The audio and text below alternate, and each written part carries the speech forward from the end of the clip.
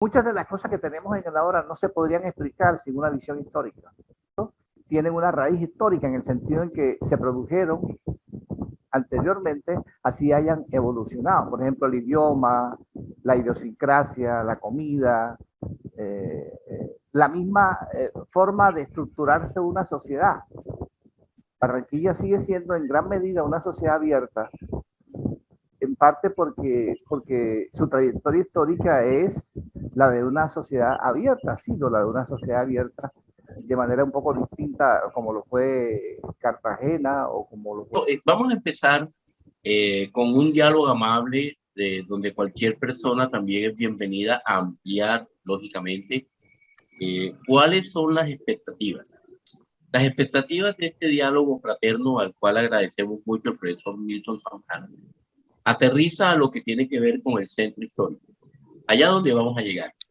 Dar unas recomendaciones, qué pasa con nuestro centro histórico, por qué es singular, pero antes nos vamos a detener un poquito en nuestro historia. ¿Qué es Barranquilla? ¿Cómo es la historia de Barranquilla y cómo los acuciosos en la historia de Barranquilla pueden hacer levantamiento de información? Queremos hacer también un material didáctico para no historiadores, donde cualquier persona que tenga una disciplina de arquitecto, de ingeniero, de lingüista, como en este caso, pueda encontrar en la historia de Barranquilla una explicación a otro tipo de fenómenos. Nuevamente, bienvenido, profesor Milton Zambrano, Moisés Pineda y todas las personas. Nos conectamos con el Centro Cultural y vamos a hablar entonces de Barranquilla y entrar en materia. Profesor Milton Zambrano, esto que llamamos nosotros Barranquilla comienza con una etimología.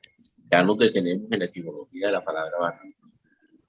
¿Cuáles han sido los intentos que hay por saber la historia de Barranquilla?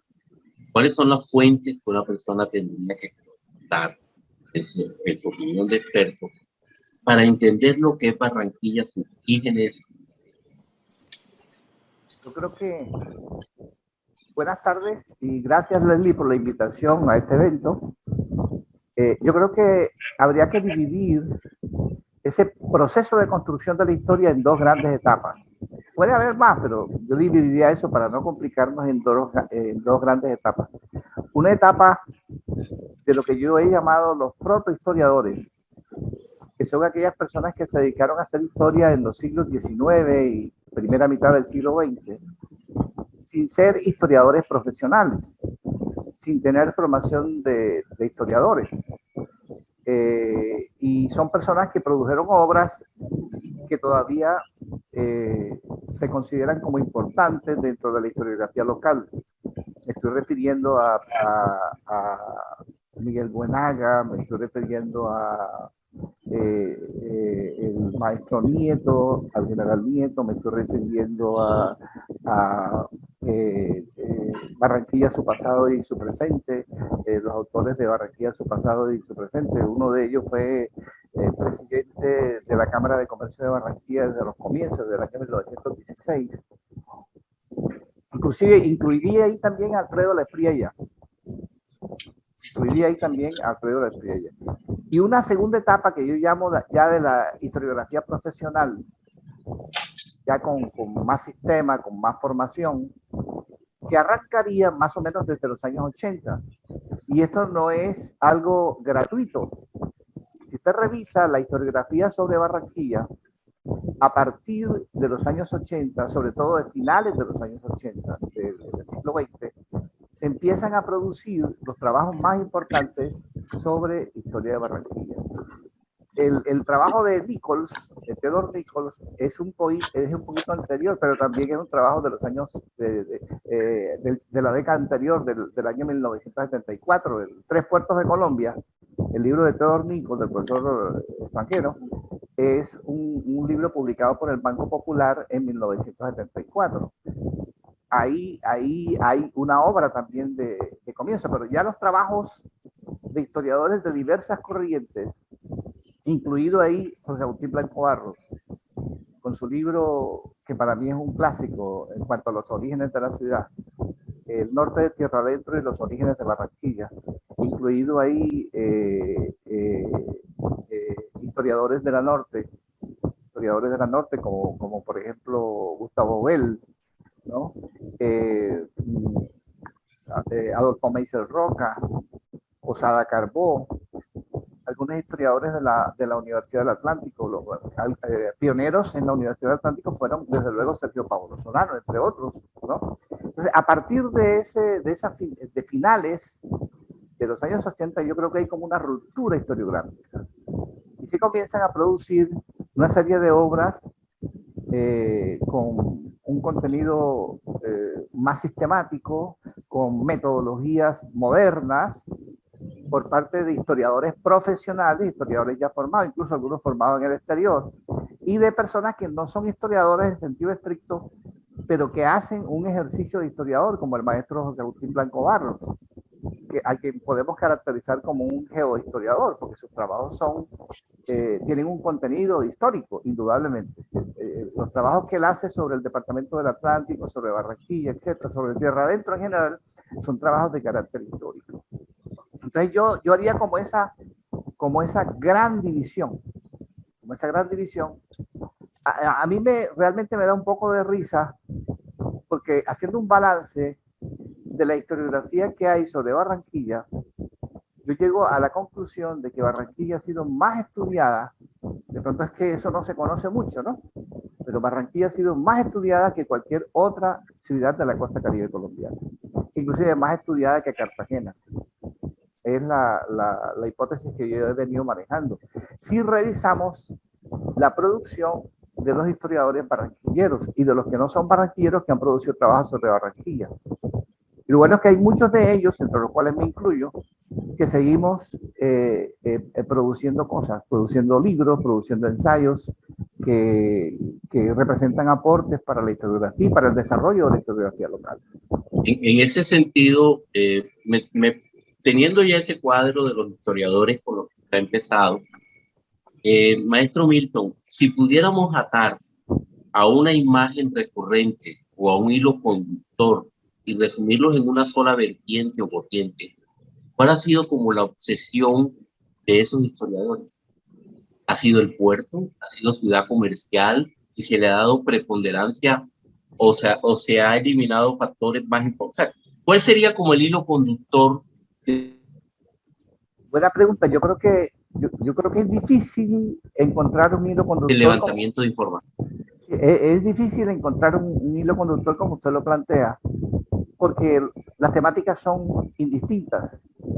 Por ejemplo, si usted toma los trabajos de Adolfo Meiser Roca, Adolfo se mete en el caso concreto de los temas de Barranquilla, no estoy hablando de otros temas que él ha trabajado. Adolfo se mete con los bancos, Adolfo se mete con la industria, no se mete tanto con el puerto, el que más se mete con el puerto, un poquito con el puerto, pero el que más se mete con el puerto es Eduardo Posada. Inclusive Adolfo se mete con un tema que yo discutí en un ensayo que apareció publicado en la revista Mauta, que es el tema de la supuesta decadencia del puerto de Barranquilla a raíz del ascenso de Buenaventura a finales de los años 30. ¿De acuerdo? Entonces yo no creo que se pueda establecer una línea que guíe el trabajo de todos los investigadores. Me parece que es muy difícil. Hemos venido trabajando diversos aspectos de la historiografía, de la historia local, de la realidad de Barranquilla en diversos campos. Algunos nos hemos ocupado. Por ejemplo, yo he trabajado el tema del puerto, no solamente del viejo puerto, sino también del terminal marítimo, que eso no se había trabajado. Ni el puerto viejo ni el terminal marítimo se había trabajado. ¿De acuerdo? Hay ya 2 ensayos publicados en sendos libros en la Universidad del Norte sobre esa problemática. Ahora voy a publicar otro ensayo. Voy a publicar un ensayo que terminé sobre el transporte aéreo en Barranquilla. Y estoy empezando otra investigación sobre el transporte fluvial. Realmente no conozco una investigación sistemática sobre el transporte aéreo que no es solamente la escata. No estamos hablando de la historia de la escata, estamos hablando del transporte aéreo en Barranquilla, más o menos hasta 1968, desde la época en que se funda la escata en 1919, ¿de acuerdo? Pero yo no creo, Leslie, que haya un hilo conductor que abarque a todos los historiadores. Toma el caso, por ejemplo, de José Agustín Blanco Barros. quien supo aprovechar sus habilidades, sus conocimientos de geógrafo y sobre todo el hecho de que vivía en Bogotá y empezó a rullirse ahí con las fuentes primarias de los archivos bogotanos, quien se ocupó de estudiar los temas coloniales. Yo creo que no hay ningún historiador, por lo menos yo no lo conozco, ningún historiador de la costa que se haya ocupado del departamento y que se haya ocupado de Barranquilla, que haya hecho un trabajo tan profundo, tan sistemático sobre la etapa colonial, las diversas poblaciones de la época colonial, incluida Barranquilla, como el que ha hecho José Agustín Blanco Barros. Entonces, antes de pasar al segundo capítulo, que vamos a llamar así, y dar un poquito nuestro gráfico, maestro Zambrano, para la profesora Olaris Martínez, que es de La Guajira, es de Maicao, sugiérale 3 libros fundamentales si ella quisiera tener una visión de lo que es la historia de Barranquilla. Olaris, léase este y este de este autor. Sobre los orígenes de Barranquilla hasta ahora, el material más, para mí, pues, el más importante sigue siendo el de José Agustín Blanco Barros, El norte de tierra adentro y los orígenes de Barranquilla. Ese es un trabajo que hay que tenerlo ahí en la biblioteca, ¿de acuerdo? Otro, como vi de 3, otro libro que yo recomendaría, bueno, es un librito con el cual su autor se ganó un premio en la Cámara de Comercio, ¿ya? Y es un librito que se deja leer muy fácilmente. Es un libro sobre la relación de Barranquilla con el río, ¿no? Que fue escrito como un ensayo para ganarse un premio, realmente, pero es un librito que ha quedado ahí y que se relaciona con la historia de la ciudad, con el desarrollo de una ciudad que avanzó a pesar de que estaba localizada en un río que bajaba sucio, etc. Y el tercer libro que yo recomiendo como para introducirse al tema es Tres Puertos de Colombia de Theodore Nichols. Tres Puertos de Colombia, ¿de acuerdo? Ok, bueno, muchas gracias. En otro capítulo tendremos que hablar de Theodore Nichols y su magnífico trabajo estando él en Estados Unidos, cómo fue esa fascinación. Quiero llamar la atención, por supuesto, siéntanse libres de levantar su mano y hacer una participación libre y espontánea. Por ejemplo, si Moisés Pineda considera que hay que leer otro libro, hoy se basta que nos digas y te damos pues la palabra. Pasito, pero te damos la palabra. Una invitación, Leslie, una invitación a la historia de Barranquilla se llama el libro de Carbó. De Carbó. Una invitación a la historia de Barranquilla. Es un magnífico texto pequeño. Y un texto muy condensado. Muy condensado el texto. Muy bien escrito, entre otras cosas, muy bien escrito. Claro. Bueno, si ustedes notan algo particular en el gráfico, voy a señalar 3 cositas. Estas tres líneas que estoy señalando aquí, ven el señalamiento que estoy haciendo en negro, ¿verdad? Sí.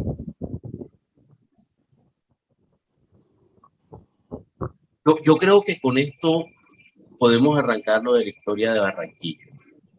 Aquí nos encontramos con Santa Marta, que es fundada el 29 de julio de 1525. Nos encontramos con Cartagena, Pedro de Heredia, el 1 de junio de 1533. Y curiosamente, Santa Fe de Bogotá, por Gonzalo Jiménez de Quesada, el 6 de agosto de 1531. Antes del concepto... Se le está yendo la voz. Ese de sitio de libres, usted verán, antes del concepto eso del sitio de libres, profesor Zambrano, ¿nos explica lo que está pasando aquí? Barranquilla no fue fundada. ¿Qué conclusión sacamos de esta gráfica? Sí, yo quiero decir antes lo siguiente sobre ese tema de la fundación o no fundación de Barranquilla. Hay algunas personas que se sorprenden. Hay personas que se sorprenden de que una ciudad tan importante como Barranquilla no fuera fundada. Pero fíjense, yo escribí un trabajito que apareció publicado en la revista Huellas sobre el tema de las fundaciones, el tema del desarrollo urbano y de las fundaciones en la época colonial. Y descubrí revisando a los expertos de ese periodo, las personas que saben más que uno de esa cosa de las fundaciones y de ese cuento, que más de la mitad, casi más de la mitad de las poblaciones, entre las cuales muchas importantes, que aparecieron en América Latina fueron poblaciones que surgieron por descomposición de una misión, por descomposición de una hacienda, porque estaban localizadas cerca de una mina, que estaban, en fin, no fueron fundadas. O sea, no ser fundadas no quiere decir que sean peores o que no tengan historia o ese mundo de cosas que a veces la gente se imagina, ¿de acuerdo? Barranquilla no fue fundada deliberadamente, porque es que en la época colonial fundar era una disposición, era una prioridad, era algo controlado por la corona española y normalmente se fundaban villas y ciudades, ¿de acuerdo? Villas y ciudades. El resto no era fundado, sino que eran poblaciones que se formaban por generación espontánea. Por ejemplo, muchas ciudades mexicanas actuales muy importantes, Puebla, por ejemplo, se formó en un cruce de camino, donde la gente iba pernoctando y se quedaba ahí, se aglomeraba y de pronto pácata, la población. ¿De acuerdo? Parece mentira, Río de Janeiro, una ciudad tan importante como Río de Janeiro en Brasil tampoco fue fundada. ¿De acuerdo? Entonces el hecho de que Barranquilla no haya sido fundada no la demerita, no le quita trascendencia, no le quita importancia, sobre todo a partir del siglo XIX, cuando Barranquilla se convierte en el puerto más importante para el comercio exterior colombiano, ¿de acuerdo? Eso en primer lugar. Ahora, Barranquilla no fue fundada, sino que surgió por generación espontánea, porque coincidieron una serie de factores que permitieron el surgimiento de esa aglomeración moderna. Cuando digo aglomeración moderna, estoy dejando de lado las aglomeraciones indígenas que hubo ahí cerca o ahí mismo. Se han descubierto hallazgos, cementerios y ese tipo de cosas con cuestiones indígenas debajo de lo que ellos Barranquilla. Barranquilla es una especie de palincesto.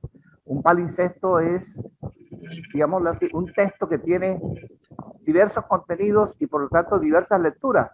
Debajo tiene cultura aborigen y arriba tiene una cultura más reciente, no vamos a llamar moderna, sino relativamente más reciente. Entonces, esa formación relativamente más reciente, hasta ahora lo que tenemos establecido es que empezó a desarrollarse a principios del siglo XVII.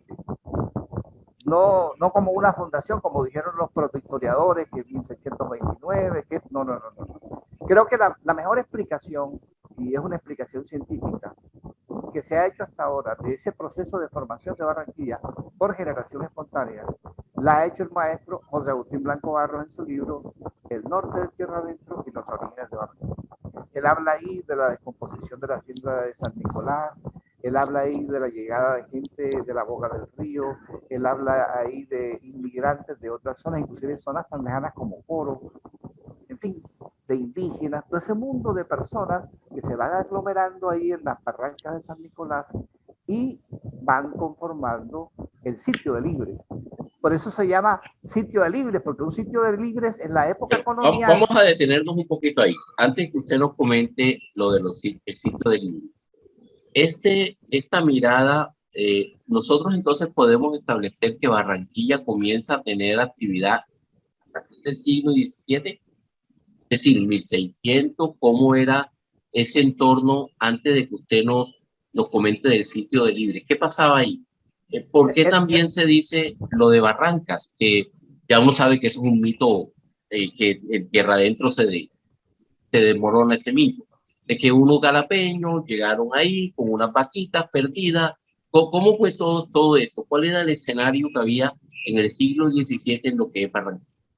Lo que pasa es que la gente, y eso sigue pasando aún, la gente busca el agua, sobre todo en aquellas condiciones, el agua para los animales, el agua para las personas, el agua para pescar, en fin, la gente busca el agua, se acomoda con el agua, ¿de acuerdo? Además, esa zona es una zona de tránsito. Los cronistas dejaron testimonio de que ahí había una especie de, como de comercio entre los indígenas y otras personas, mucho antes de que se formara el sitio de Libres, ¿de acuerdo? Ahí había una zona de tránsito de comercio, si se quiere, de intercambio de bienes y todo ese cuento.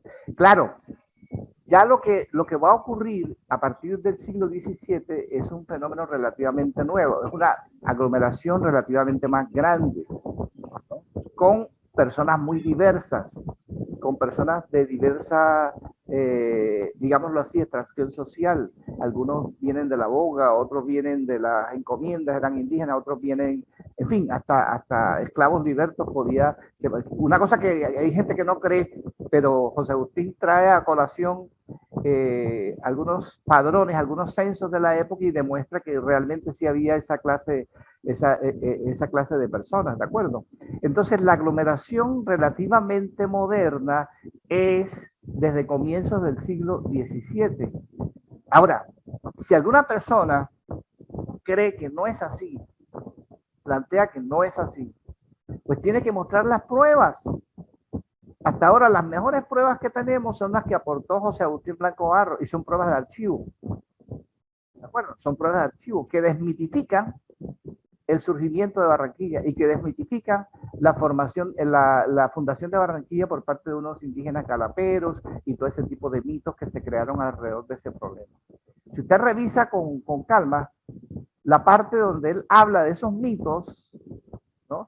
Para desmontar esos mitos, el material que él utiliza en ese libro que he mencionado es un material de archivo que es el que tenemos que utilizar. Eso no se puede desmitificar o desmontar sin ese material de archivo. ¿De acuerdo?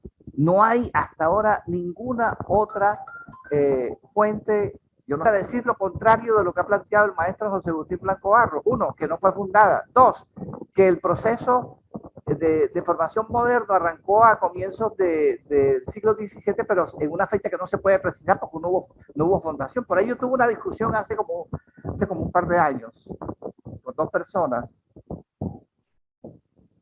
una discusión que se llevó aquí a la web, que llevó a Facebook, consistente en que ellos sostenían que Barranquilla sí había sido fundada. ¿De acuerdo?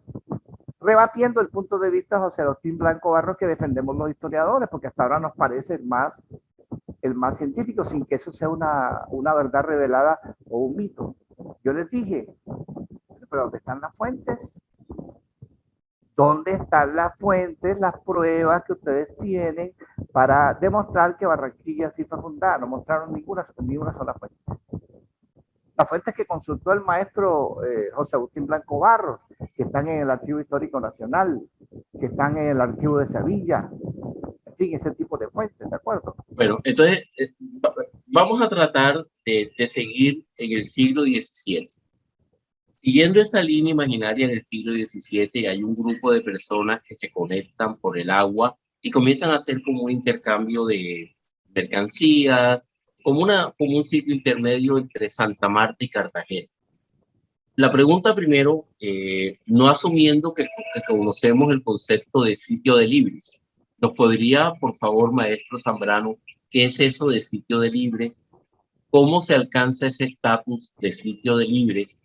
Pero también es cierto que eso es como andar sin ley, siervo sin tierra, que la gente anda sin ley, que no tiene el dominio español y que hace lo que le da la gana. ¿Cómo se conecta todo eso?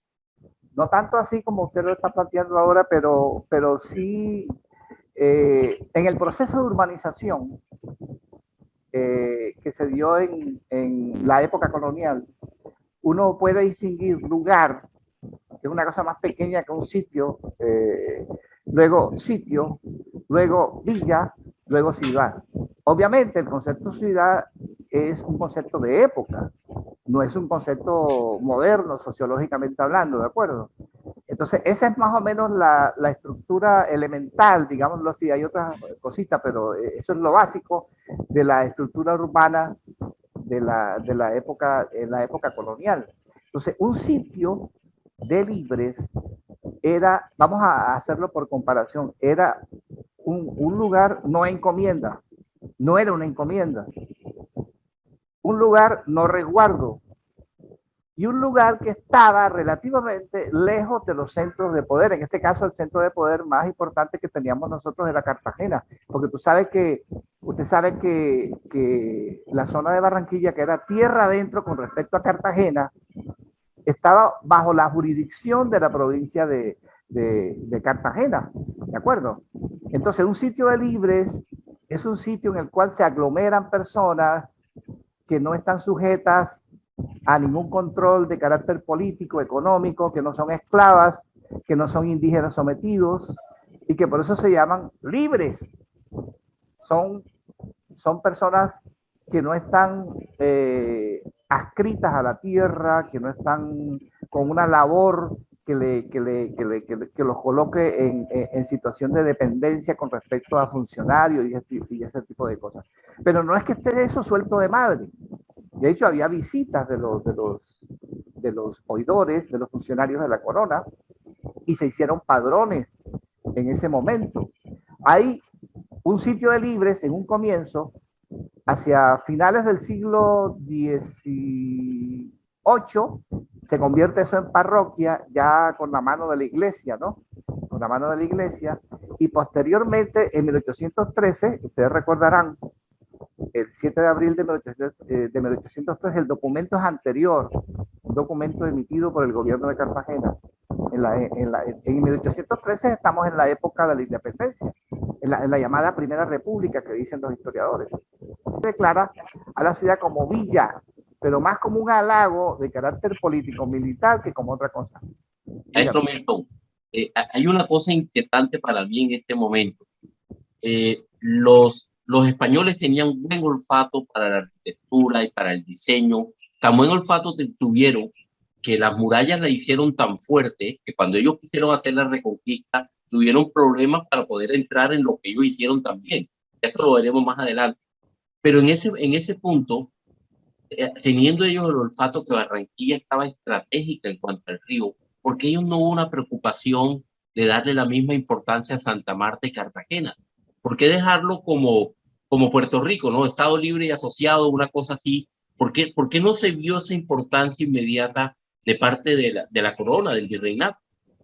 Buena pregunta. Eso no solo ocurrió solo con Barranquilla, sino con otros sitios. Lo que pasa es que Barranquilla no tenía minas, Barranquilla no era un centro de tránsito tan importante como otros lugares, por ejemplo en Antioquia o en Bolívar o en otros sitios, ¿no? Y yo creo que eso tampoco era un puerto, en la época colonial tampoco era un puerto llamativo porque no tenía nada llamativo en su alrededor. Ahora, Cartagena y Santa Marta fueron centros políticos, fueron centros administrativos, fueron centros de poder de la corona, y yo creo que eso conspiró también un poquito con Barranquilla, que no fue considerado como un centro de poder, así como no fueron considerados centros de poder otros sitios de libres, otros lugares, o incluso otras villas de la época colonial. Yo creo que hay factores de carácter político, económico, etcétera, influyendo ahí para que Barranquilla no fuese tenida en la condición en que se tuvo a Santa Marta y a Cartagena. Como no fue una población fundada, no se aplicó ninguna de las trazas coloniales que se establecieron en las fundaciones. Hay como 7 trazas. Aquí ninguna se aplicó. ¿Por qué ninguna se aplicó? Porque es que esto no fue fundado deliberadamente. Esto surgió por formación espontánea, por generación espontánea, como dice el maestro José Agustín Blanco Barros. En ese orden de ideas estábamos en el tema de la parroquia. Ya llevado un poquito, todavía no somos villa porque ya usted nos hablará del 7 de abril magistralmente. Ya ese será otro capítulo del 7 de abril que nos conectará a la modernidad. Pero antes de ese 7 de abril, ¿cómo ese sitio de libre lleva a su iglesia? ¿Qué más ocurre? ¿Hay una parroquia, iglesia o cómo fue esa relación de Estado-iglesia? Sí, hay una parroquia, hace parte de una parroquia,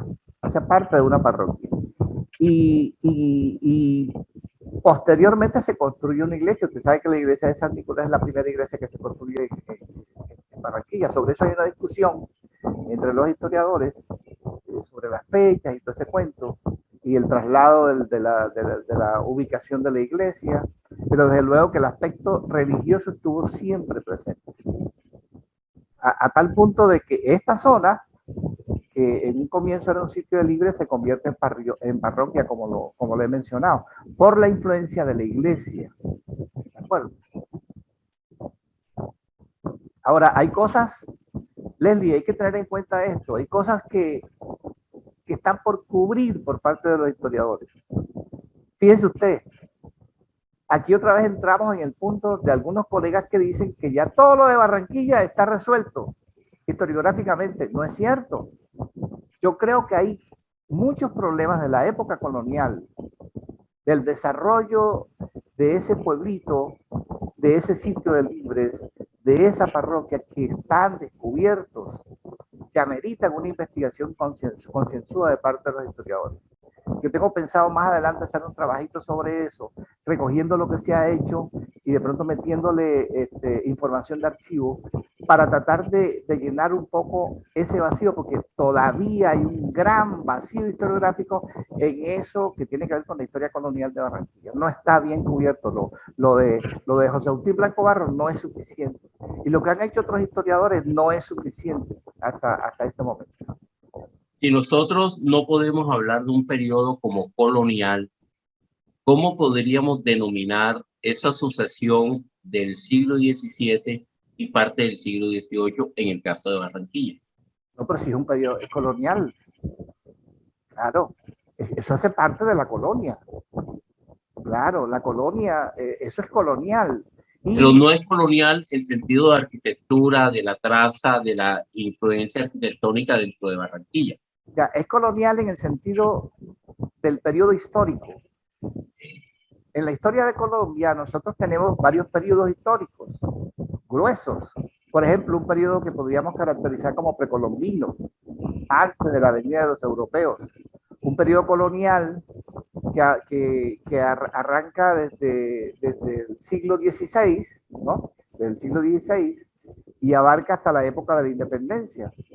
Un periodo republicano que arranca con la independencia propiamente dicha y hasta la actualidad. Entonces, ese periodo es colonial. El hecho de que no haya habido grandes construcciones, de que no haya habido una arquitectura colonial en Barranquilla, etcétera, no quiere decir que Barranquilla no hiciera parte de la época colonial de la costa caribe colombiana, lo que ahora llamamos costa caribe colombiana y de Colombia. Claro que es colonial. Maestro Milton, sabemos por su perspicacia las reservas que usted tiene a la fecha, y ya lo hablaremos y lo dividimos en dos partes. ¿Qué eventos hay previo al 7 de abril? Porque esta fecha es interesante, vamos a llamarlo así, fecha interesante. ¿Qué ocurre ahí y cómo se conecta esto con la historia de Barranquilla? Lo más sintomático de esa fecha es que allí se eleva a la categoría de villa, a la parroquia, lo que estamos mencionando como parroquia, y se eleva a la categoría de villa, a la parroquia, en el marco de la lucha por la independencia, en la llamada Primera República. La independencia colombiana tiene dos etapas, según los historiadores, o dos grandes etapas mediadas por la Reconquista española. La primera etapa es lo que se llama la Primera República, que va más o menos de 1809, 10 hasta 1815, cuando se da la invasión y se da el sitio de Cartagena por parte de los ejércitos de los españoles. Y luego viene ya lo que podríamos llamar la independencia definitiva del 19 en adelante, con todas esas batallas que representan la derrota del ejército español y la victoria de los patriotas. Entonces, a Barranquilla se la erige en villa en el marco de esa lucha. Adelaida Solís ha soltado cosas interesantes sobre ese tema. Y yo creo que ha demostrado que realmente la ascensión a Villa de Barranquilla el 7 de abril de 1813 tiene como razón principal la razón político-militar. Es decir, la dirección cartagenera quería ganarse a las élites o ganarse a los grupos o o ganarse a las poblaciones, y entonces agasajó a diversos grupos, poblaciones, etcétera, y élites para ganarlas para su causa, que era una causa que enfrentaba a los realistas de algunas zonas. Santa Marta, por ejemplo, creo que era realista, con los independentistas o los patriotas de otras zonas. Creo que ese documento se hace en el 4 de abril, pero se conoce en Barranquilla el 7 de abril. Por eso la fecha que celebramos es el 7 de abril.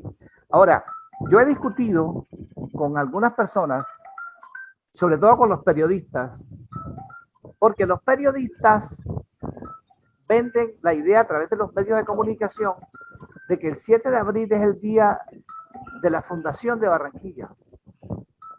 El 7 de abril no es el día de la fundación de Barranquilla, como lo acabamos de demostrar, como lo acabamos de ver, siguiendo los pasos del maestro José Agustín Blanco Barros.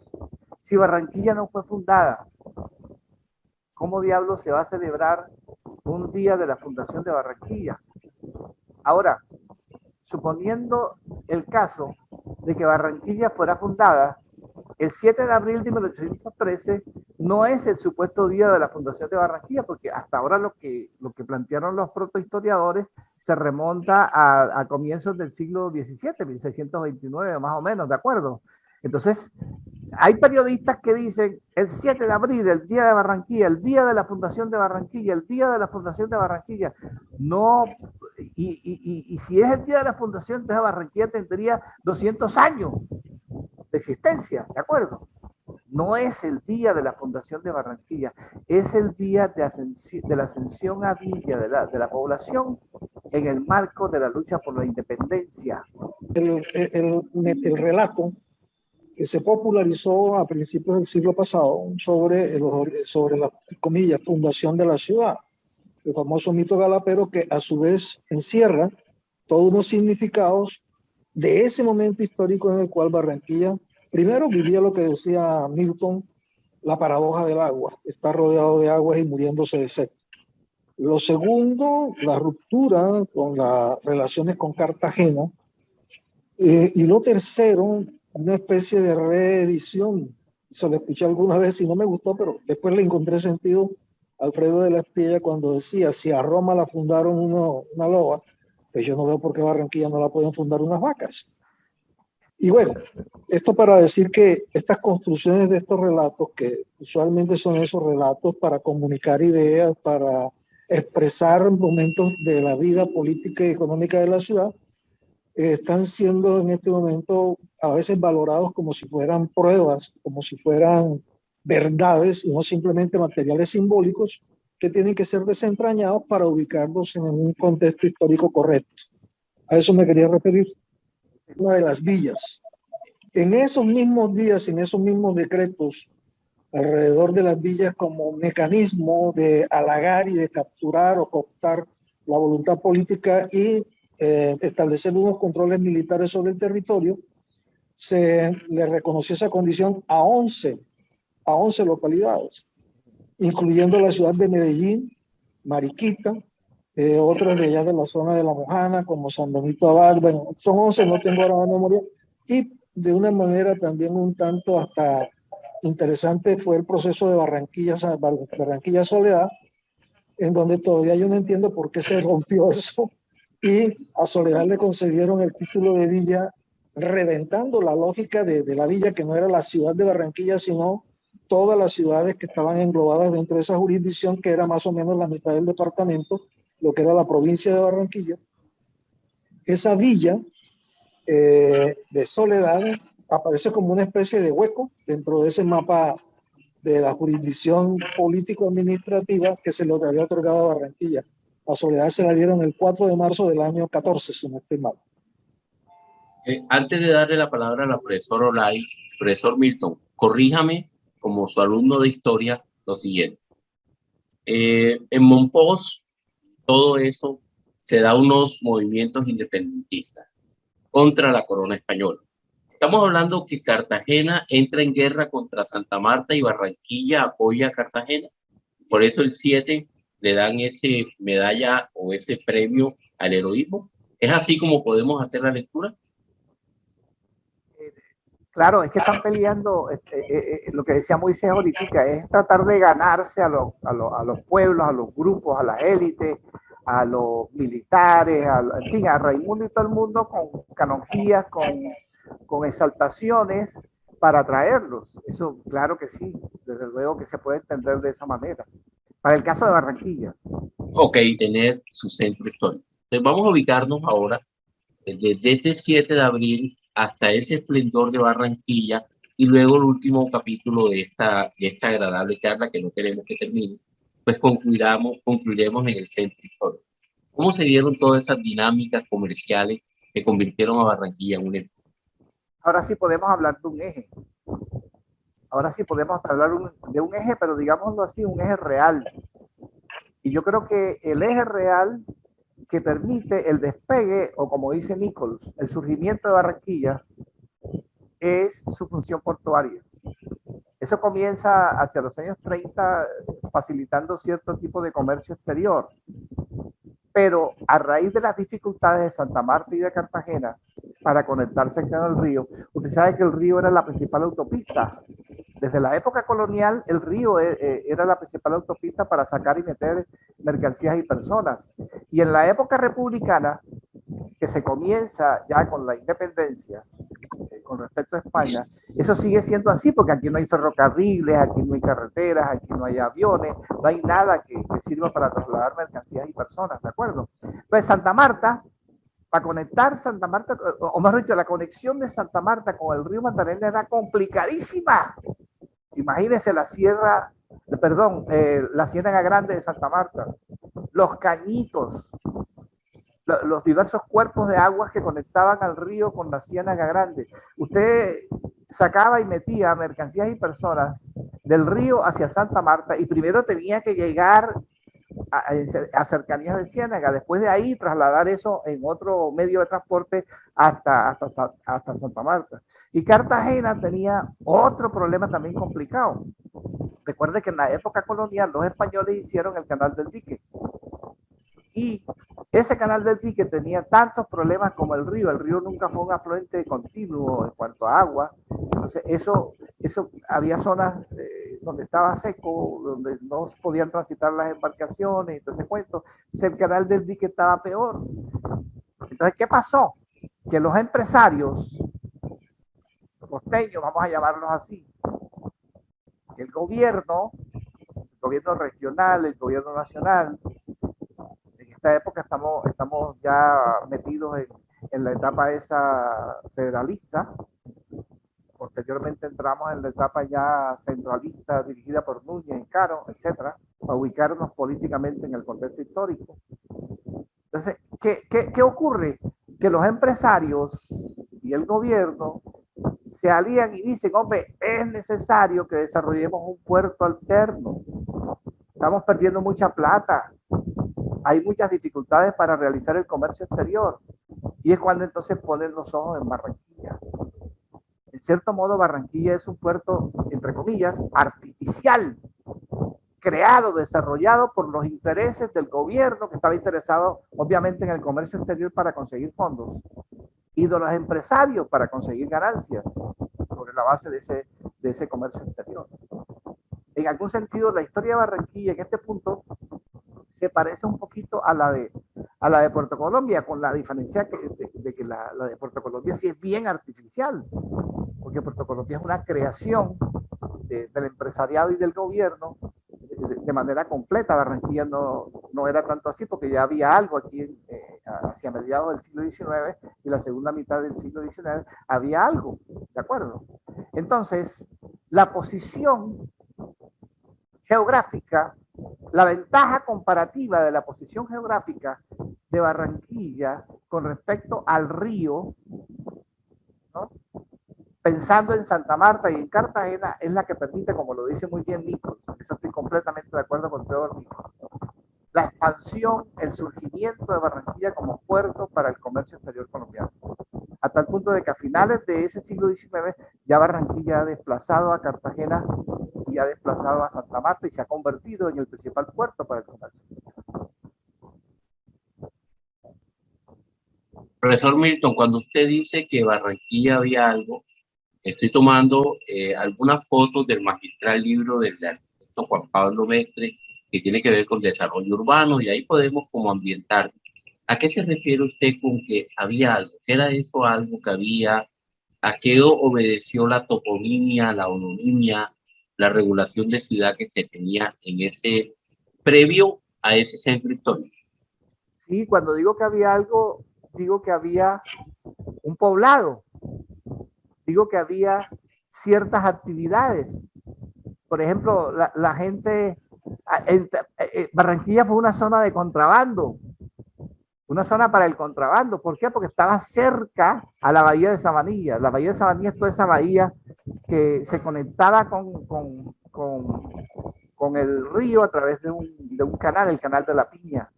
Y eso en la época colonial fue, eso lo demuestra muy bien Sergio Paolo Solano, un ensayo que publicó sobre eso. Es una zona de comercio, de contrabando, de comercio ilegal. Ya había ahí algo que permitía pues un desarrollo económico. Claro, lo decisivo, como lo dice Theodore Nichols, es desde luego la posición geográfica, la ventaja comparativa de la urbe. Ya estamos hablando de una villa, ¿no? La ventaja comparativa de la urbe con respecto a Santa Marta de Cartagena con relación al río. El río es clave. Por eso que han hecho ahora, eso que hicieron los gobernantes con el gran malecón del río, para mí es un monumento al río. Es un homenaje al río Magdalena y algo que como historiador yo celebro, independientemente de las razones ideológicas o políticas que puedan tener las personas. Yo lo celebro porque es un reconocimiento a un río que, como decía Miguel Buenaga, es una especie del único ídolo indiscutible que tiene Barranquilla. Es un ídolo. Entonces había algo, había actividades menores, pero había actividades, había una posición geográfica, había un conglomerado humano y a partir de ahí pues se dio ese desarrollo que posteriormente vamos a encontrar. En Barranquilla no fue vamos a llamarlo así, una sociedad, una población rígida, de una estructuración social rígida como Cartagena, por ejemplo. Y eso pues sirvió para un desarrollo cultural como más libre, como menos reglamentado, como menos compartimentado. Y eso quizás se ha proyectado un poco en el modo de ser de los barranquilleros, en las características personales, grupales, en cierta forma de ser, de sentir, de pensar del barranquillero, algo que se ha venido replicando, no porque sea lo mismo de la época colonial y que proviene de allá del sitio de Libres, sino que es algo que se ha ido remasterizando, digámoslo así, repotenciando a medida que se ha producido el desarrollo de la ciudad. Esa tradición de sitio de Libres nuestra como algo positivo en el sentido cultural, como algo que nos diferencia de pronto de otras poblaciones, que tiene que ver con nuestra idiosincrasia, con nuestro modo de ser, con el hecho de que nosotros en general pues seamos abiertos, seamos personas sin tanto complique racial, sin tanto complique político, sin tanto complique de casta y ese tipo de cosas. No es que no haya de eso, claro que tenemos algo de eso, pero no como otras poblaciones, por ejemplo Cartagena. ¿De acuerdo? Yo veo eso más bien, ese pasado, si es que se proyecta en nosotros como algo positivo de él. En cómo se llega a ese centro histórico. Entonces, maestro Milton, en medio de ese espíritu libre, que no hay tanto protocolo, que la gente es muy dinámica, que gozamos de una gran influencia y celebro con usted cuando usted dice que los nacionales también hicieron su parte. No todo fue trabajo de extranjeros. Esa tesis es muy bien defendida por usted. ¿Cómo se configuró ese centro histórico en Barranquilla? ¿A qué respondió ese centro histórico? Estamos hablando del 30 al 60, más o menos a lo Peter, al 60, 70 tardío. ¿Qué pasó ahí? Ahorita decía yo que hay una variable fundamental, para mí una variable fundamental que opera, que funciona ahí, que es la variable económica. Y fundamentalmente el puerto. Es decir, Nichols Posada Carbó, todos los historiadores de la ciudad coinciden en señalar, Adolfo Meiser, que el puerto fue fundamental en el desarrollo de Barranquilla. Y yo estoy completamente de acuerdo con ese planteamiento. Yo creo que sin el desarrollo del puerto para el comercio exterior, Barranquilla no hubiese sido lo que fue, como avanzó. Ahora, el comercio exterior no se explica en sí solamente. El comercio exterior tiene que ver con una serie de aglomeraciones económicas especiales que se van estructurando alrededor de él. Por ejemplo, una industria, que es una industria que inicialmente comienza siendo una industria de la madera, una industria del procesamiento de elementos para las embarcaciones a vapor, para los barcos a vapor, ¿no? Y posteriormente se va esa industria diversificando, una industria para producir telas, para producir comida, para producir velas, puntillas, etcétera. ¿De acuerdo? Además, otro tipo de aglomeración, la aglomeración comercial, que es para satisfacer las necesidades del mercado local, del mercado regional y, si se quiere, de lo que se puede mencionar como mercado nacional. ¿De acuerdo? Ese es otro tipo de aglomeración que se presenta en Barranquilla en relación con la función portuaria. La aglomeración bancaria. En Barranquilla hubo bancos por lo menos desde los años 70, y hay uno que lo fundaron, un banco con capital extranjero, fundado, si mal no estoy, en 1865. ¿De acuerdo? Entonces, todo ese proceso económico va a determinar el crecimiento demográfico. El crecimiento demográfico no solo vegetativo, por la mejora de la calidad de vida en cuanto a empleo y todo ese cuento, y con eso no estoy diciendo que no hubo problemas, sino simplemente estoy haciendo una explicación general de ese fenómeno, sino también, sobre todo, el crecimiento demográfico por la vía de la inmigración. El crecimiento demográfico por la vía de la inmigración hace que Barranquilla, a principios del siglo XX, sea la primera ciudad del Caribe colombiano por población, por encima de Santa Marta y por encima de Cartagena. Ahora, los extranjeros que llegan, tanto en el siglo XIX como en el siglo XX, llegan por la función portuaria, llegan por el papel económico de Barranquilla, en relación sobre todo con el comercio exterior. Y no solamente son extranjeros que llegan a beneficiarse del comercio exterior, sino a abrir empresas. No solo empresas bancarias, sino empresas navieras, empresas industriales y empresas económicas de diversos tipos. Ahora, esa riqueza que se va acumulando en relación con las actividades económicas y en relación con el comercio exterior va a impactar la arquitectura de la ciudad, va a impactar la construcción de viviendas para los sectores pudientes, va a impactar el desarrollo urbano. Yo creo que una de las explicaciones del desarrollo del centro histórico está ahí, lo que llamamos centro histórico. Ustedes saben que el centro histórico se desarrolla alrededor de los caños, no en el río. Hay una idea errónea que hemos desarrollado los barranquilleros, y es la de que Barranquilla se desarrolló en el propio río. No, señor, Barranquilla se desarrolló en la zona de los caños, y hay mucha evidencia acerca de eso. Y precisamente alrededor de los caños hay un tipo de arquitectura empresarial, vamos a llamarla de esa manera, que todavía la podemos encontrar en Barranquillita, en Villanueva, hacia acá, hacia este lado del caño del Balcao. ¿De acuerdo? Entonces, a mí me encantaría hacer una pausa y podemos leer un poquito de Juan Pablo Mestre, que contextualiza exquisitamente lo que usted nos está diciendo. En pantalla compartida, mire cómo resume muy bien lo que usted nos está comentando, maestro Milton.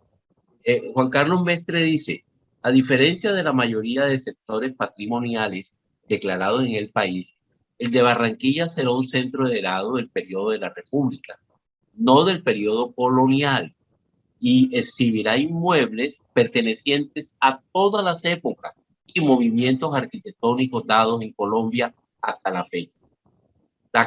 La casa La Coraza, que conservará elementos tipológicos de la arquitectura del periodo colonial. arquitectura del periodo de la República, como el antiguo edificio de la aduana, el Banco Dugán, el Banco Comercial de Barranquilla y el antiguo Palacio de Gobierno Departamental del Atlántico.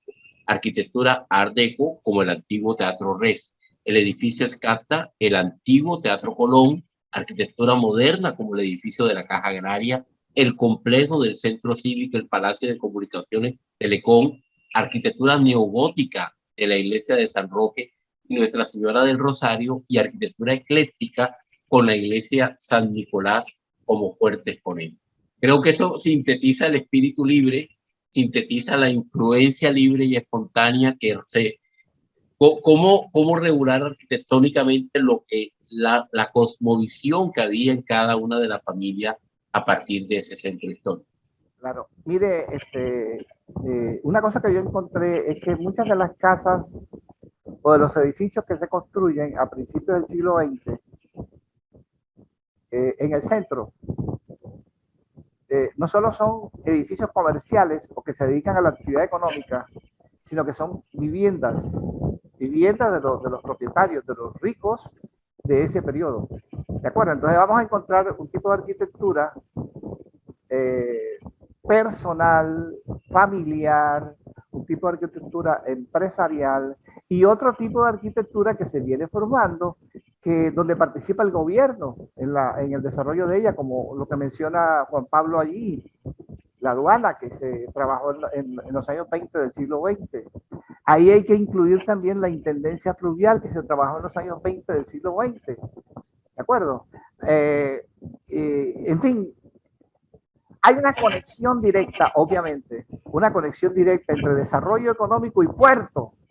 Y el desarrollo económico se vincula al desarrollo arquitectónico, al desarrollo arquitectónico en el centro histórico. Ahora, cuando se van de ahí, cuando los empresarios se salen de ahí por diversas razones sobre todo de salubridad, de búsqueda de comodidad y todo ese cuento, automáticamente empieza el proceso de decadencia del centro histórico, fenómeno que se completa con la destrucción del puerto complejo. La destrucción del puerto complejo porque se construye el terminal marítimo y fluvial, es la partida de defunción, digámoslo así, del centro histórico. Cuando ya no tenemos la función portuaria en el puerto fluvial viejo, sobre el cual yo hice un ensayo que apareció, que se lo envié a usted, ¿no? Apareció publicado en un libro de la noche. Cuando esa función portuaria desaparece de ahí, de los caños, automáticamente se acaba la vida económica fundamental, esencial, o sea, la vida económica vinculada al comercio exterior, quiero decir. Sigue otro tipo de vida económica, como la que usted mencionó ahorita, ¿no? Y una vida económica que se mantiene porque todavía el centro histórico tiene vida económica, popular especialmente, ¿no? Pero esa vida asociada al comercio exterior, que fue lo que produjo el gran despegue de Barranquilla, el gran surgimiento de Barranquilla, como dice Nicole, prácticamente se va languideciendo, se va muriendo. Bueno, entonces eso nos lleva, digamos, a la parte concluyente de esta magnífica exposición que nos ha presentado maestro Milton sobre los inicios de Barranquilla, sobre los libros que debemos leer, sobre los periodos independentistas, sobre el auge de lo que llamamos centro histórico y demás. Desde su postura como historiador y como economista, ese mix que hacemos con el centro histórico. Y aquí el micrófono también estaría abierto para Merle Arévalo, para Olaris, para Moisés, para Jano. ¿Qué hacemos con el centro histórico como colofón a toda esta magnífica historia? Yo tengo una posición sobre eso, pero a mí me gustaría primero escuchar a los participantes, a ver qué opinan sobre eso y después yo intervengo. Entonces, vamos a iniciar entonces con la profesora Martínez, por favor. Olaris, te escuchamos. ¿Qué hacemos con el centro histórico de Barranquilla? Pues lo que podemos hacer con el centro histórico de Barranquilla es valorarlo, destacar los imaginarios que tiene nuestro centro histórico barranquillero y que ya el profesor Milton los ha delimitado e identificado claramente. Lo primero es nuestro centro histórico es un centro histórico que tiene una dinámica comercial, es un centro histórico que tiene una dinámica fluvial y que es importante destacar estos dos aspectos que los demás íconos que quisieran de alguna manera imponernos o decirnos, podría haber el monumento a la ventana, el monumento del Caimán, todo lo que quieran colocar. Nosotros somos en Barranquilla netamente río, netamente comercio, netamente migraciones. Somos el centro histórico, es un centro histórico libre y por eso recibió toda la cosmogonía y todo el concepto arquitectónico y comercial de todo el que llegó y por eso se desarrolló y sigue siendo esa misma dinámica, digamos, los imaginarios y los vasos comunicantes que tenemos y que queremos decir de Barranquilla, porque realmente Barranquilla lo que es río, caños, el centro histórico, pues, ríos, caños, dinámica comercial y aglomeración. Ese término que podríamos decir es una isotopía, allí cabe el concepto que podríamos determinar frente a el poder definir qué es el centro histórico de Barranquilla. Es una aglomeración de elementos importantes, los más importantes diría yo, que pueden haber el comercial, el humano, porque hubo migrantes y hubo también caribeños, la aglomeración de la dinámica comercial. Entonces, ese concepto, esa isotopía, aglomeración. Buenas tardes, querido público. Para mí, el centro histórico, hay muchas cosas que estamos viendo, que queremos seguir viendo. Y lo que me parece a mí que habría que hacer sería trabajar en educación. Educación que llegue a estas personas que pululan en el centro. En primer lugar, que hay que pensar en los docentes que lleguen a imaginar un concurso de ideas que sean reales, que sean aplicables. ¿Para qué? Para que ese vendedor que no se va a ir porque lo sacan hoy y llega mañana. Ese señor porque ustedes ven esas carretillas que si las quitan de la 43 se van a la 40. Las quitan de la 40, van a la 30. Entonces parece que siempre van a estar ahí. Y desde que conocemos el centro, pues están ahí. Entonces tal vez la educación por pequeños grupos, donde los estudiantes desde los colegios sepan por qué están ahí, qué pasado tienen, que la historia no se olvide, que se la contemos a los niñitos para que cuando el niñito tenga el amiguito que venga de pronto en un intercambio, el primito que vive en Estados Unidos, que tiene apenas, lo traen de visita y ya el niño sepa qué pasó en ese centro, por qué está ese edificio y todo eso. Eso es solamente con educación. Y por supuesto, de pronto la parte más fea, que son los personas que consumen vicio y que viven en el centro desnudos o queriendo robar para el vicio, son personas, ese es un plan mucho más gigantesco que debe tener el asidero, en tener esas personas donde dormir o donde pasar la noche de un poquito más, con programas que se acerquen más a ellos, de los rigurosos, que si ponemos un centro de esto y queremos que a las 8 de la noche se acuesten, va a pasar el centro vacío. Entonces, tal vez crear salidas para que ellos puedan ir a bañarse, puedan ir a dormir en estos sitios y se desocupe bastante de ese tipo de personal. Justicia para que aquellas personas que definitivamente infringen la ley tengan su sanción, no hacernos siempre la vista gorda. Entonces, lo es educativo y más que todo de justicia serían los dos que me harían a mí que el centro no es que cambie tanto, porque eso es lo que hemos visto y hasta nos gusta estar ahí en la cantidad de personas, como decía ahorita mi anterior disertante que estaba conversando sobre eso. Me gustaría esas dos prácticas y que no tienen que ser con tanta, bueno, la primera, la de la educación, no puede ser con tanta inversión, sino programas que los colegios canalicen hacia allá, el profesor que lo haga hacia allá sin que le tengan que pagar un sueldo extra, ni nada tan extra, que no lleve mucho y que los niños y los jóvenes trabajen en eso. La parte legal, pues sí, ya eso sí es diferente, ahí sí las leyes sí tienen que ser los congresistas y esto. Y la parte del asilo para estas personas, esa sí lleva dinero, esa es más difícil. Gracias. Sé que Moisés va a tener un aporte brillante y Milton, por eso yo me meto en cola antes de mi maestro Moisés Pinedo, pero en ese sentido termino un poquito diciendo, agregando a lo que nos decía la doctora Merle y Yolaris. Yo, desde mi visión como hombre de letras, como fuente principal de la literatura, visiono el centro como un gran laboratorio de comunicación. Profesor Milton, corríjame, malo, ¿cuántos periódicos en inglés había por lo menos anunciando en los barcos que salían? ¿Cuántas separatas teníamos? ¿Cuántos periódicos? Nada más para hacer la información de lo que pasaba en el centro histórico. Es que había más periódicos a finales del siglo XIX, porque cada comerciante, cada compañía, etcétera, sacaba su información, que los que vamos a encontrar ya a principios del siglo XX. ¿De acuerdo? Pero por lo menos malo.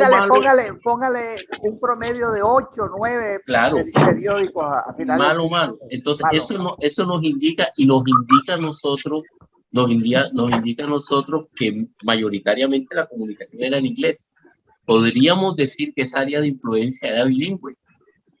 Creo que el atracadero, la manera, bueno, la gran población que allí se tenía, pero conectado con ese laboratorio de comunicaciones, también viene algo que muchos del grupo saben, que yo soy un obsesionado y un fanático, sobre la nomenclatura de las calles y carreras de la vieja Barranquilla. Y pienso que paralelo, ahí sí comparto el valor práctico que dice Moisés, que inevitablemente teníamos que cambiarla por un tema práctico, geolocalización. Pero cuando nosotros comenzamos a hablar calle del comercio, comenzamos a hablar Líbano, Bando, Sello Nacional, Progreso y demás, como anécdota, creo que vale en este punto. Todos los que estamos aquí conocimos al gran profesor Alberto Asa. Y Alberto Asa, siempre que lo llevaban los taxistas, pedía que lo llevaran a la esquina de las dos mentiras. Y lógicamente el taxista, todo asombrado, le decía: maestro, pero yo conozco tal y sabían hasta dónde, todos sabemos aquí dónde vivía el profesor Asa, que era precisamente diagonal al técnico de comercio. Y precisamente Asa decía la esquina de las dos mentiras, porque eso ni era Progreso, ni mucho menos Campo Alegre. Eso era un peladero.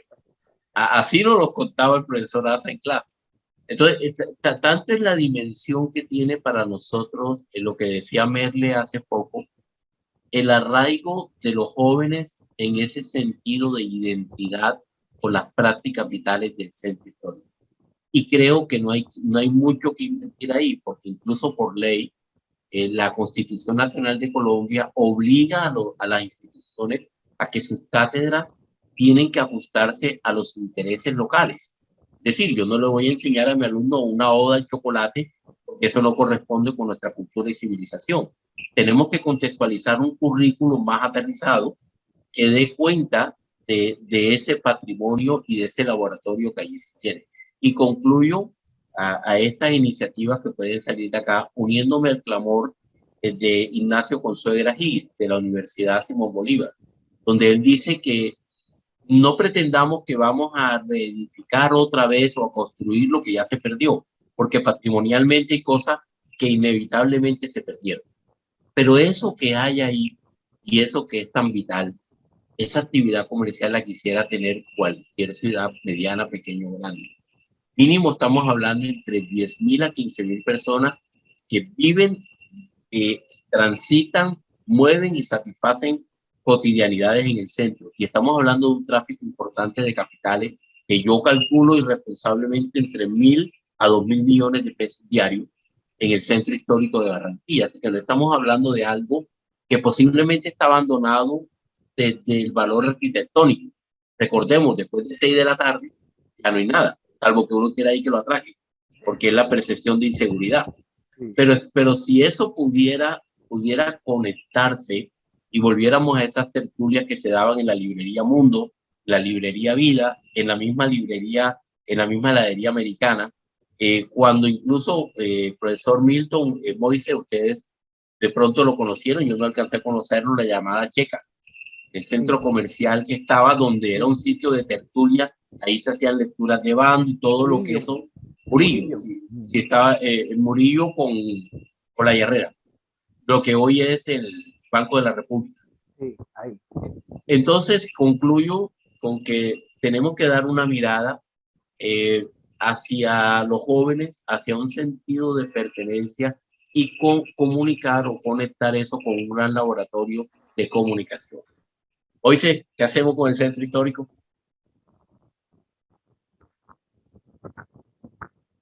Moisés dejó la máscara y se fue.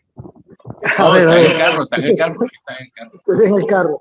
Sí, yo pienso que básicamente el tema del centro histórico pasa por, primero, los usos. Los usos. ¿Para qué? Urbanísticamente, ¿para qué? ¿Cuál es la función que debe cumplir el centro histórico? Así como también los usos de los bienes patrimoniales. En estos días, sobre el tema, por ejemplo, del Colegio San Roque, uno dice, si la iglesia de San Roque no se entiende en su contexto y con sus anexos con el Colegio de San Roque, ahí no hay nada que hacer. Y si por ahí sigue pasando el tráfico de la calle 30, no hay nada que hacer. La intervención urbanística se empezó con lo del parque que se hizo al lado, pero falta el resto de soluciones para poder decir, aquí en este punto de este crucero de la calle 30 con la carrera 38, tenemos un espacio dedicado a, y tener una respuesta para eso que justifique lo que viene enseguida, que es la circulación. Los centros son para circular entre usuarios de de los diferentes usos que se le provean al sector o a eso que llamamos espacio geográfico denominado centro histórico. Y lo tercero es, ¿cuál es el cuento? ¿Cuál es la carreta? ¿Cuál es la historia que se va a contar? Porque un centro, para poder disfrutarlo, tiene que ser conducido por un relato. Nadie se monta para ver cosas si no va acompañado de una relación o de un cuento que le vaya dando sentido. Entonces son usos del espacio, uso de los bienes patrimoniales, conexión que permita la circulación y lo que pudiéramos llamar intervención en el espacio que lo haga amable y que lo haga seguro. Y por último, ¿cuál es el cuento? ¿Cuál es el relato que va a darle significado a esos recorridos y a ese espacio? Ya. Su colofón.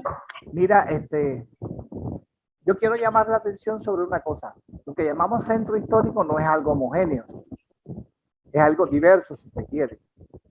Y póngase a pensar, hay una parte que ha sido ya restaurada, la parte de la intendencia fluvial, la misma aduana. Hay otros sitios que han sido relativamente restaurados, algunos que se han dedicado al comercio en el Paseo de Bolívar, etcétera.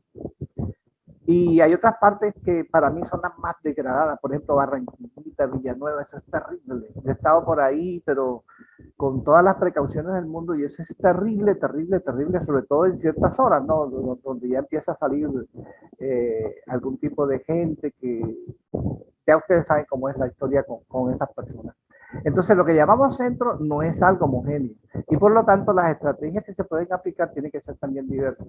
Sin embargo, yo creo que se pueden plantear una serie de trazos generales y lo que voy a expresar, más que un plan o algo así por el estilo, es un sueño.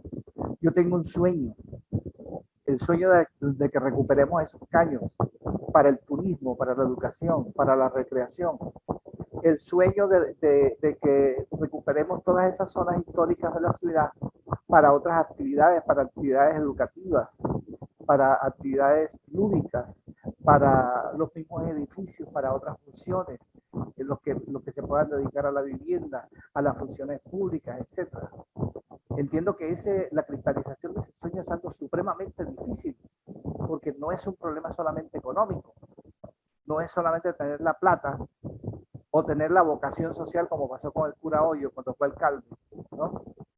para intervenir allí, sino tener un plan bien claro y saber que vamos a encontrar grandes dificultades, porque hay drogadicción, hay prostitución, terrible desigualdad social, hay delincuencia común, hay un mundo de cosas que complican mucho el trabajo y lo hacen también un trabajo que no va en una sola línea. Ahí tienen que entrar a trabajar los trabajadores sociales, los educadores, los políticos, la policía, el ejército, la gente de la salud. Todo ese mundo de cosas tiene que entrar ahí. Y bueno, eso no es, yo no creo que sea nada fácil. Tan difícil es que hasta ahora ningún gobierno local con el apoyo nacional ha podido meterle mano a la parte más degradada del centro histórico, a la parte de Barranquillita, Villanueva y pues ninguno. Ningún gobierno local ha podido con eso.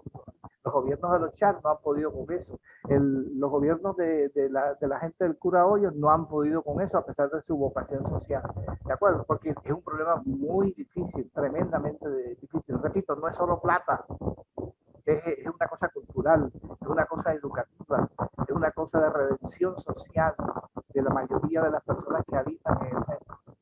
Ahora, mi esperanza, porque aparte de ser un sueño también es una esperanza, se ve fortificada por el hecho de que aquí en América Latina tenemos algunos proyectos que han permitido la recuperación de ríos y la recuperación de centros históricos, como pasó con el río Guayas y como pasó con Guayaquil. Guayaquil fue recuperada arquitectónicamente, culturalmente, se le metió de cuanta cosa a esa zona y se recuperó esa zona para la gente. Ese es el sueño que yo tengo, que podamos recuperar eso para la gente. Por eso yo me mostré de acuerdo con la urbanización de la Loma 2, que es la loma que está al lado de la Loma 1, porque la Loma 1 es donde está Villanueva, Barranquillita y todo ese montón de cosas, ¿de acuerdo? Me mostré de acuerdo con la urbanización de eso como una forma de rescatar ese espacio, de proyectarlo, así como cogieron Manhattan en Nueva York, estoy soñando, de pronto estoy hasta delirando, si es el caso, y lo convirtieron en lo que hoy es Manhattan en Nueva York, una isla abandonada que fue urbanizada, que fue desarrollada y hoy se convirtió en una zona muy importante de esa ciudad del planeta. Yo veo ciudades europeas con sus ríos y veo cómo pasan por encima de esos ríos sus puentecitos y veo cómo transitan por debajo las embarcaciones adecuadas. Y ese sueño se refuerza, porque eso puede ser una cosa multipropósito, administrativa, educativa, cultural, turística, en fin. Ese es mi sueño. Yo sé que no, como sueño es muy difícil de realizar. A todos los que estuvieron con nosotros, mil gracias.